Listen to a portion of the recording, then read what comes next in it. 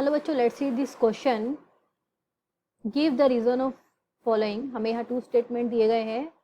First है transition metal exhibit higher enthalpy of atomisation. इसका हमें रीजन देना है कि ऐसा क्यों होता है। देन सेकंड है transition metal have ability to form complexes. तो ट्रांजिशन मेटल कॉम्प्लेक्सेस क्यों बनाते हैं, इसका रीजन देना है।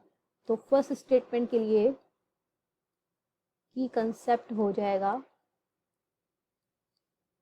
Enthalpy of atomisation. अब आपको पता है कोई भी सब्सटेंस है या मॉलिक्यूल है वो एटम से मिलकर बना होगा, डिफरेंट डिफरेंट एटम से मिलकर। तो अब सेम भी हो सकते हैं, वो एटम डिफरेंट भी हो सकते हैं। उन एटम्स को सेपरेट करने के लिए जितनी एनर्जी की रिक्वायरमेंट होती है उसे एंथैल्पी ऑफ एटमाइजेशन कह देते हैं। तो अब ट्रांजिशन मेटल की बात करिए यहाँ पे। ट्रांजिशंस मेटल कौन से होते हैं? ये होते हैं डी ब्लॉक एलिमेंट। ठीक है, डी ब्लॉक एलिमेंट्स। अब डी ब्लॉक एलिमेंट्स में क्या होता है? Large number of unpaired electron होते हैं। अब इससे क्या होता है? Large number of unpaired electron से क्या होगा कि इनके बीच में स्ट्रॉन्गर इंटर एटॉमिक इंटरेक्शन हो जाता है। क्या होता है इसकी वजह से? स्ट्रॉन्गर इंटर एटॉमिक इंटरेक्शन हो जाता है। यानी कि ये इंटरेक्शन एक तरीके से क्या हो गई? बॉन्डिंग हो गई। यानी कि इनके बीच में स्ट्रॉन्गर बॉन्डिंग होगी। जो एटम्स होते हैं इनके बीच में ट्रांजिशन मेटल के, तो stronger bonding between the atoms. अब स्ट्रॉन्गर बॉन्डिंग है तो इससे क्या होगा? देखिए, अब स्ट्रॉन्गर बॉन्डिंग हो गई है तो उसकी वजह से क्या होगा? हमें हायर एनर्जी की रिक्वायरमेंट होगी। Higher energy required to separate the atom, to separate the atoms. और एटम्स को सेपरेट करने के लिए जितनी एनर्जी की रिक्वायरमेंट होती है उसे क्या कहते हैं? Enthalpy of atomisation. तो ये एनर्जी की रिक्वायरमेंट ज़्यादा है, हायर एनर्जी चाहिए हमें सेपरेट करने के लिए एटम्स को। तो हायर एनर्जी चाहिए, that means higher enthalpy of atomisation. तो ठीक है बच्चों, यानी कि ट्रांजिशन जो एलिमेंट्स रहते हैं आपके डी ब्लॉक एलिमेंट्स, उसमें अनपेयर्ड इलेक्ट्रॉन बढ़ते रहते हैं, इंक्रीज होते हैं, जिसकी वजह से उनके बीच में स्ट्रॉन्गर इंटर एटॉमिक इंटरेक्शन होता है। और इंटरेक्शन स्ट्रॉन्ग होगा तो बॉन्डिंग उनके बीच में, एटम्स के बीच में स्ट्रॉन्ग होगी। अब उस एटम्स को सेपरेट करने के लिए हमें उन बॉन्डिंग को क्या करना पड़ेगा? ब्रेक करना पड़ेगा। उस बॉन्डिंग को ब्रेक करने के लिए हायर एनर्जी रिक्वायर है, यानी कि एंथैल्पी ऑफ एटमाइजेशन हायर है। अब जिंक में क्या होता है? जिंक में सारे डी इलेक्ट्रॉन क्या होते हैं? पेयर्ड होते हैं। अगर हम जिंक को देख लें, जिंक भी क्या डी ब्लॉक एलिमेंट है, इसमें सारे डी इलेक्ट्रॉन्स क्या होते हैं? पेयर्ड होते हैं।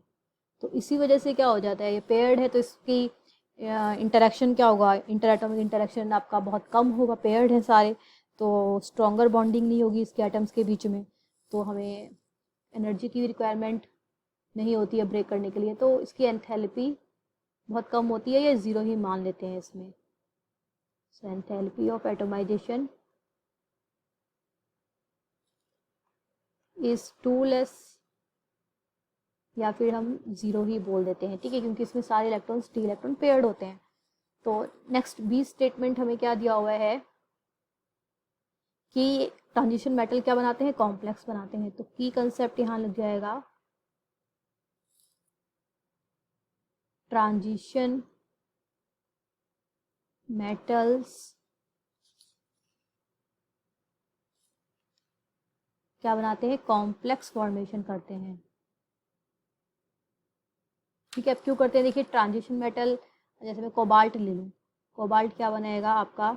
NH3 के साथ ऑक्टाहेड्रल कॉम्प्लेक्स बना देगा, +3 चार्ज है बाहर, तो ये कॉम्प्लेक्स हो गया। ठीक है, ट्रांजिशन मेटल कौन हुआ इसमें? ये कोबाल्ट, ये ट्रांजिशन मेटल हो गया। इसने NH3 के साथ कॉम्प्लेक्स कैसे बनाया? देखिए कोबाल्ट में क्या होता है? वैकेंट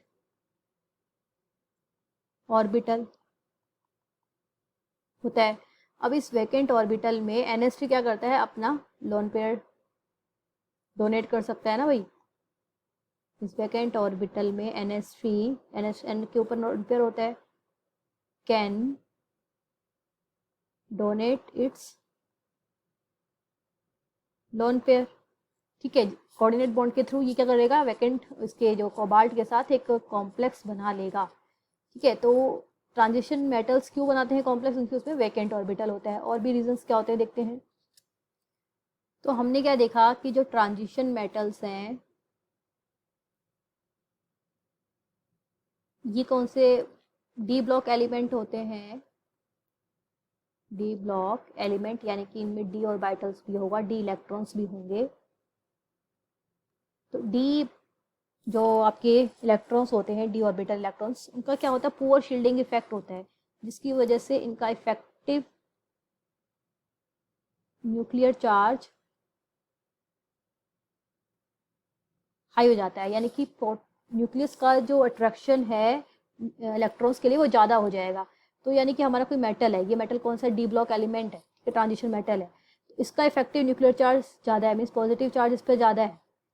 तो ये क्या करेगा, जल्दी से जो लाइगेंड है हमारा, उसके जो इलेक्ट्रॉन्स है उसको अपनी तरफ अट्रैक्ट कर लेगा, है ना। तो यानी कि हम कह सकते हैं इफेक्टिव न्यूक्लियर चार्ज ज़्यादा है, तो क्या होगा इसका, हायर अट्रैक्शन, जिसकी वजह से क्या होगा, हायर एक्सेप्टेंस लिख सकते हैं, या तो higher acceptance for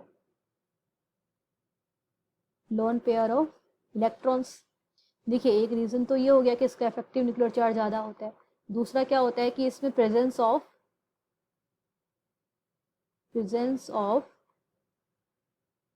vacant D orbitals भी होते हैं। अब वैकेंट ऑर्बिटल्स है, इसकी वजह से क्या करेगा, ये इलेक्ट्रॉन्स को, ये जो लोन पेयर है इनको अपनी तरफ अट्रैक्ट कर लेगा, एक्सेप्ट कर लेगा। भी स्पेस होगा मेटल्स पे इलेक्ट्रॉन्स को एक्सेप्ट करने के लिए, तभी तो वो एक्सेप्ट करेगा। तो डी ब्लॉक एलिमेंट्स में स्पेस होता है वैकेंट ऑर्बिटल के रूप में। और दूसरा क्या रहता है कि इनकी चार्ज डेंसिटी बहुत ज़्यादा रहती है। चार्ज डेंसिटी वही कि इसमें पॉजिटिव चार्ज ज़्यादा रहता है, चार्ज डेंसिटी हाई रहती है, और इनका साइज क्या रहता है, स्मॉल रहता है। ठीक है, साइज स्मॉल है तो इसलिए भी क्या होगा, अट्रैक्शन ज़्यादा होगा इलेक्ट्रॉन्स के लिए, लिगेंड के जो इलेक्ट्रॉन्स उनके लिए अट्रैक्शन ज़्यादा होगा। तो ये सारे रीजंस रहते हैं जिसकी वजह से ट्रांजिशन मेटल क्या बनाते हैं, ये कॉम्प्लेक्स आयन या कॉम्प्लेक्स फॉर्म करते हैं। ठीक है, तो ये हो गया। तो इस क्वेश्चन में हमें 2 पार्ट किए गए थे। I hope you understood it well. Best of luck.